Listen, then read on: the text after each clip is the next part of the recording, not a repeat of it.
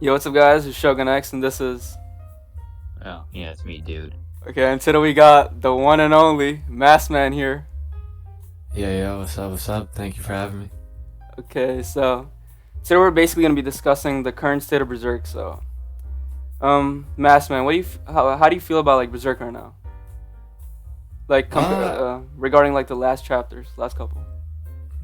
I've said it before where it's like I think the recent stretch of chapters for the series have been at least one of the strongest stretches in the series. It's a little difficult to sort of keep it all in perspective because we're all reading it as the chapters come out infrequently, Mm-hmm. especially before the current team took it over and there was a long stretches of hiatus where you're like getting a chapter a year. But I really encourage anyone to go reread like the last 10 chapters. It's all been like huge narratively regarding like everything with the story, stuff about the God Hand, origin and lore for some of the characters, and really more importantly, sort of the direction the story's going to go in. Because we had a peaceful moment for a little bit, Mm-hmm. and so recently I think the story is going in a really good direction, and I'm really excited to see where the team's going to go with all that.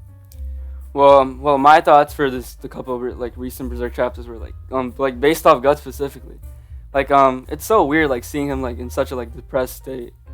Like, I don't know, he's Mhm. usually just a guy that keeps moving forward, but I think it's the most like depressed we've seen Guts. Not angry, but just defeated. Yeah, it's just like weird Or, seeing him in that state. Yeah. I was talking about this to another homie of mine where it's like I don't know if any of you have read Rurouni Kenshin, but there's a segment in the story where essentially the character goes through a specific thing and he ends up falling into like a state of despair.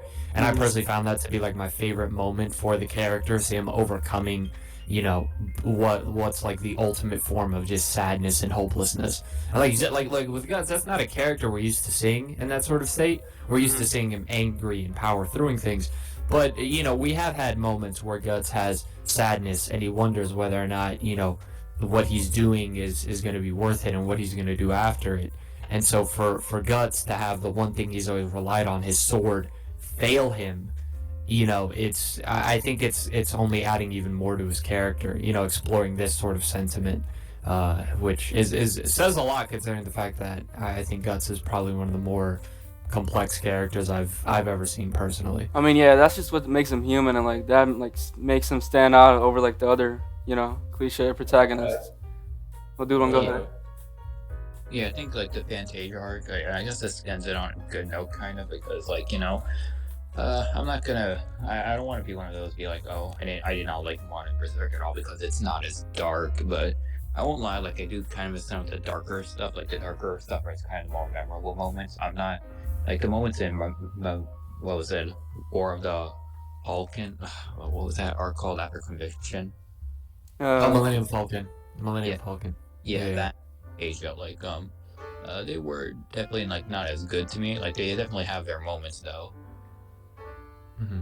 well, it was just so Yeah, yeah. sad seeing like after the progress that like everyone made with Casca, and then Mm-hmm. after that, or sorry, Casca, and then just seeing like Griffith just do that, that was just sad. Right, yeah. Yeah.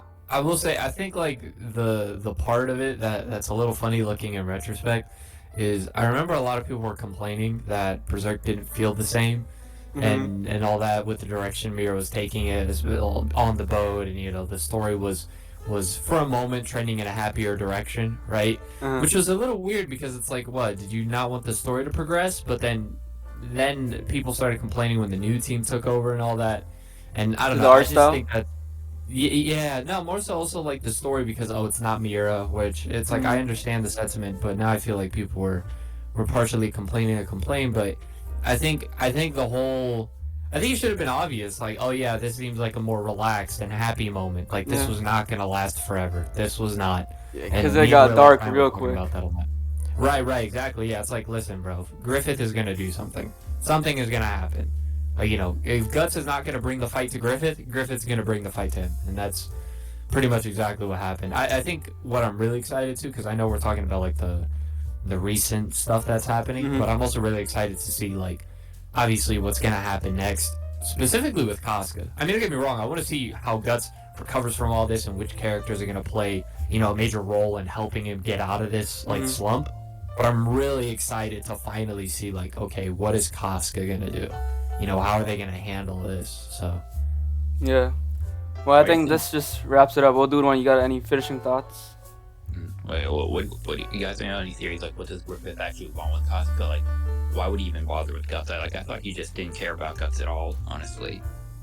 The thing is it's a little tricky to pin Griffith post Golden Age, considering the fact that his nature as a human being has sort of been completely altered, right? Mm-hmm. So, I think a big part of understanding Griffith now is understanding who he was in the Golden Age, because in the Golden Age, believe it or not, he's not a heartless monster. You could see he feels a lot of guilt for his actions and what he does and all that.